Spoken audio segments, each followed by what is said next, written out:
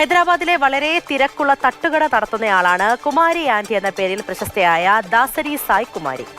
ഭക്ഷണം കഴിക്കാനെത്തുന്നവരുടെ തിരക്ക് നിയന്ത്രിക്കാൻ ബുദ്ധിമുട്ടിയതോടെ ഈ തട്ടുകട മാറ്റാൻ പോലീസ് ആവശ്യപ്പെടുകയാണ്. സിനിമാ താരങ്ങൾ അടക്കം കഴിക്കാനെത്തുന്ന തട്ടുകട മാറ്റാൻ പറഞ്ഞത് വലിയ വാർത്തയാവുകയും ചെയ്തിട്ടുണ്ട്.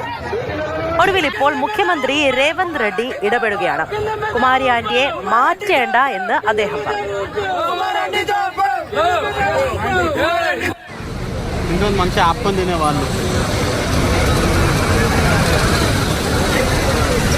മുഴുവൻ കാര്യങ്ങൾ നമുക്ക് KB ശ്രീധരൻ പറഞ്ഞു തരും.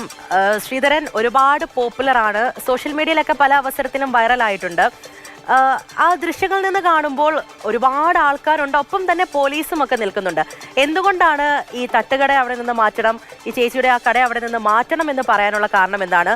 അപ്പോൾ ഇത്രയും വലിയ പോപ്പുലാരിറ്റി ഉള്ള ഒരാൾ, ഇത്രയും ആൾക്കാർ കൂടെ നിന്നത് കൊണ്ടായിരിക്കുമല്ലോ സ്വാഭാവികമായിട്ട് മുഖ്യമന്ത്രി പോലും ഇടപെടേണ്ടി വന്നത്.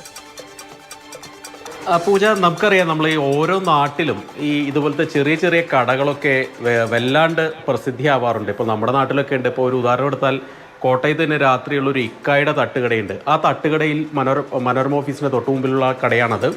ആ കടയിൽ വലിയ തിരക്ക് രാത്രിയൊക്കെ അനുഭവപ്പെടാറുണ്ട്. അപ്പോൾ രാത്രി തിരക്ക് നിയന്ത്രിക്കാൻ ഒരുപക്ഷെ പോലീസൊക്കെ വരുന്ന ദൃശ്യങ്ങൾ പലപ്പോഴും കണ്ടിട്ടുണ്ട്. ഏതായാലും അതിന് സമാനമായിട്ടാണ് ഇങ്ങനെ നമ്മുടെ നാട്ടിൽ ഓരോ സ്ഥലത്തും ഇങ്ങനത്തെ ഓരോ പ്രധാനപ്പെട്ട കടകളുണ്ടാവും.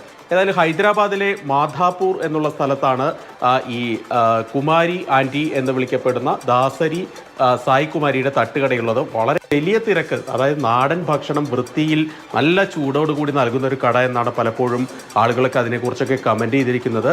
ഈ ഫുഡ് വ്ളോഗർമാരൊക്കെ ഇത് ഏറ്റെടുത്തോടു കൂടി തന്നെ വലിയ ട്രെൻഡിങ് ആയി ഈ സ്ഥലം. അതുകൊണ്ട് തന്നെ ആളുകളെല്ലാം അവിടേക്ക് ഇടിച്ചു കയറുന്ന ഒരു സ്ഥിതി ഉണ്ടായി. പലപ്പോഴും ഒരു ദിവസം ഈ തട്ടുകടയിൽ മാത്രം ഏതാണ്ട് 1.5 ലക്ഷത്തോളം രൂപയുടെ കച്ചവടമൊക്കെ നടക്കുന്ന ഒരു തട്ടുകടയാണെന്നാണ് പറയപ്പെടുന്നത്.